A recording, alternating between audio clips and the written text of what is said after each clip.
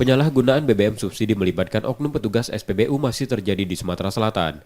22 Agustus lalu, Subdit Tipiter di Treskrimsus Polda Sumsel menangkap 7 tersangka terdiri dari pengawas dan operator SPBU di Kecamatan Sandang Buai Aji Ogan Komering Ilir, serta pemilik kendaraan truk modifikasi dan sopirnya.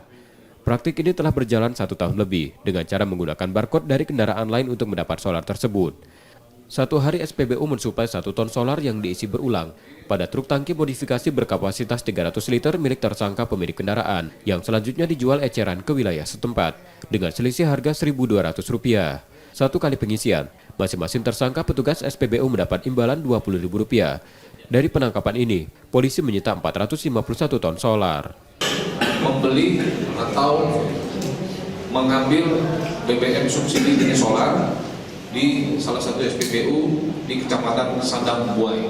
Kemudian si ketiga sopir ini berkoordinasi dengan tersangka CA, AU, dan MK yang selaku operator dan pengawas dengan cara menggunakan barcode yang berbeda dan berulang-ulang. Untuk proses hukumnya, tersangka diperiksa dan ditahan di Polda Sumsel. Mereka terancam hukuman 6 tahun penjara dan denda Rp60 miliar.